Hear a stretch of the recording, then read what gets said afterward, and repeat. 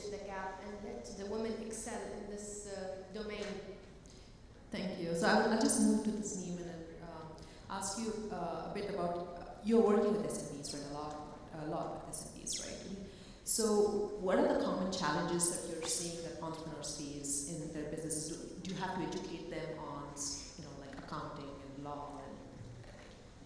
Thanks for that. So, well, yes, we've been working with a lot of SMEs, and interestingly, I think if I look back on some of the clients that we handled, about 60 to 70% of them happen to be women, entrepreneurs.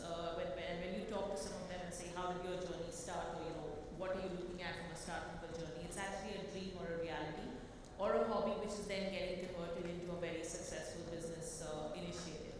But when we are interacting with them or we are advising them, right, I think some of the challenges they face, and I keep telling them when I meet some of these entrepreneurs first time itself, is, yes, you have an idea and you know about what you want to do.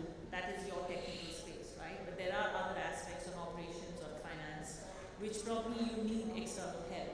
And this is my suggestion to most of them, and even to all of you here in the room, is, we are not aware of almost all aspects. We may know a few aspects in terms of what we are doing. Please go out and seek help. And there are enough of organizations, including ours, who are working very, very closely with entrepreneurs and budding, I would say, the younger generation as well, to help them set up, right, to understand in terms of what does it take to make a business grow and how to translate an idea into a business reality. So yes, there is help available. I mean, you need to understand basics of finance, you need to understand basics of operations and how it works. You need to understand a lot about organization dynamics, because you have a one-man company or one-person idea, and then you expand and you have 5 people working with you, and then suddenly they become 50. So it's all of this. I mean, like I said, if you're not equipped to understand the operating model of how a company or an enterprise should work, it then gets very, very challenging. But there are enough of people available, there are enough of advisors available who can actually work with you and guide you through their entire journey and process. And at least for me, the last 18 months has been a lot of fun and a lot of, I would say, it's been a lot of learning as well, to work with some of these entrepreneurs and actually see conversion of their dreams into reality and take them wherever they are, right? So my only recommendation would be, yes, there are lots of challenges and we can keep talking about them, but there is help available. All you need to do is actually ask, and I think half of us make the mistake of not asking for the right help at the right time. Yeah, I totally agree. At 500 Startups, there are a lot of startups that we interact with on a daily basis, and a lot of them are already angel funded and they come to us, and then it's just surprising to see that there are a lot of things on the term sheet that entrepreneurs don't understand, and a lot of times they have signed to things like this even without knowing what they have signed up to. So it's very important that they get educated before they if it's term sheets or any contractual agreements that they get into, and I totally agree that it's very easy to reach out to people and get these basic advices. I think they should do it. So I'll just move to Monica, so drawing from this, right? Both of them touched on 2 important aspects of entrepreneurship, right? So how do you guys bridge this gap? All right, so we, throughout our Women Entrepreneurship Program, we do have the phase where we sort of develop entrepreneurs to come up with their business models, but I think what is most important is the post-development phase of that program. So we basically identify talent throughout the program, filter out 10 individuals that will sort of take to the next level through the post-development program. During that phase, they would have a challenges form that they actually fill out and tell us what are the things they need help in. So we get a lot of things around help with marketing, help in terms of especially funding, and what's most important is to sort of build the ecosystem around that program, where we have Lumina, who's an angel investor company, as well on board the program. We have incubators as well who come on board, universities who sometimes give scholarships. So we had 2 years ago, we had Synergy University who offered a scholarship to the top winner, who in terms of having being able to study her MBA for free on that side. So any sort of opportunities that we can give in that phase would be good. But another thing that I want to also tap into is that most entrepreneurs think that, okay, fine, I want to start my own business, I want to sort of have the flexibility of my time, but it's more of a challenge when you're an entrepreneur. It's like a completely full-time job, because it's all your responsibility. Everything you need to know how it's being done. And because we work in the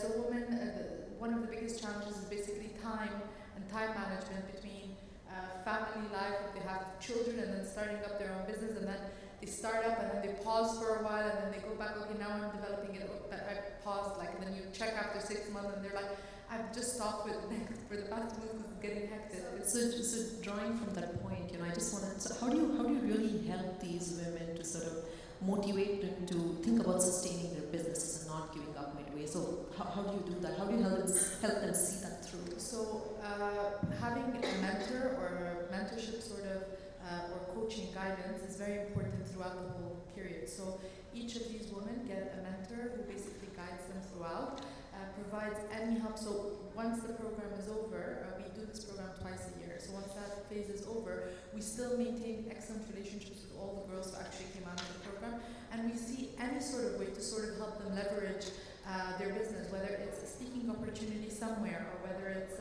getting a booth in another area just to like promote the product, or whether it's flying into a country to speak about their different success stories, or helping them market it on our Facebook or social media pages as well.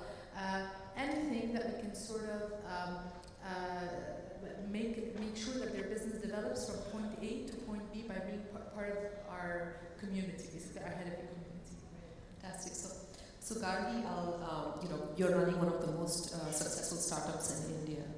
So what are the challenges that a woman entrepreneur faces? I know you guys are bootstrapped, you're not talking to investors, but have you come across a situation where you've been talking to an angel investor, not necessarily for money, but or to a partner? Do you think there is this thing you get this, oh, I'm a woman entrepreneur and they don't take me seriously? Do you get that vibe sometimes? I would possibly not even go to the angel investment point. I think it starts off pretty from the initial stage. In a large sort of, in a majority case, what happens is, women do not actively go out and network. So when you're starting to think about, doing a business of your own, you don't have a network immediately to tap into. Secondly, you do not, you find it a little more difficult to do cold calls, even on LinkedIn, right, and social networking sites. So, and also somewhere down the line, and as Alana said, that there is a sort of a preconceived idea about what a successful entrepreneur should look like, and because the number of women entrepreneurs who are successful is obviously lower in number, so it's difficult for you to get people to listen, right? They sort of start assuming the moment you open your mouth. It's like by the time you've said 4 words, they've already assumed what your idea is, right? And that is one of the major problem, and that goes on till it possibly goes on to the early talent that you're looking to hire, to the senior, let's say, professionals that you want on your team, to get them to listen, to going to an angel investor, right? These are problems that will always happen. Secondly, I won't say in my case, because I've mostly been from a finance industry, but a lot of women entrepreneurs sort of try to stay away from getting actively involved in things that they feel is not their core. And it could be, let's say, finance, legal. Now, it's very important to ask for help, as she said, and there is help available. But at the same time, you cannot just keep a hands-off approach and say, someone else will take care of it. Now, if you've not really paid attention to what is happening there, you could suddenly become, hit with a regulatory problem, or some sort of a financial problem, or someone who you sort of trusted at the initial phase could have taken you for a ride. So it's very essential for you to keep your hand on literally everything that is happening on your, in the company. So while you might have a macro view, you need to make sure that at a micro level you know exactly what is happening, right? Yeah. So, there's this constant battle. Even this morning, I was listening to all these amazing speakers, and I'm not sure if the thought crossed your minds, but I was thinking, we are asking women to take up STEM or, reach these leadership positions and all that. And every time I'm preparing for a diversity panel or a women panel, I'm always thinking, how much do women actually want this? Do we even want to be in STEM, or do we really want to be in leadership positions? So you guys have worked with so many entrepreneurs. I just want to hear, what do you think? Is it that we lack motivation, or is it that there are no opportunities? What is it really? So would any of you like to share some thoughts on it? Sure, so let me pick this up first, right? So, if I can just reflect back on my own personal background, I grew up in India in a very traditional, conservative, joint family. And I think it actually starts from us, and it would go back to, how you're treated within your own internal circles. I think I was very lucky that way. At no point of time did anybody in my immediate family or my extended family ever make me feel different from, any of the boys growing up in the family. So you got an equal opportunity, be it in terms of education or activities, etc. And I think that continued. So I think as a first step, I think we need to stop ourselves from thinking that, I can't do this because I'm a woman. I won't be able to give this attention or time, etc. because I have other commitments which are going to take priority. Yes, I'm not going to disown the fact that you have family, you have kids, and you have other priorities. However, I think it's really upon us. So as long as we are believing in ourselves that we can do a much better job, I think we should be fine. And there are enough of studies.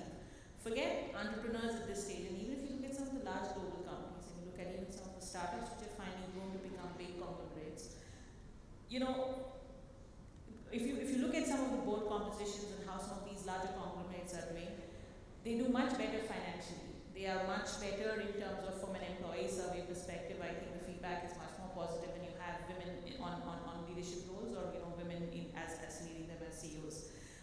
Just do an analysis of some of the top Fortune 500 companies, right? And if you see how the diversity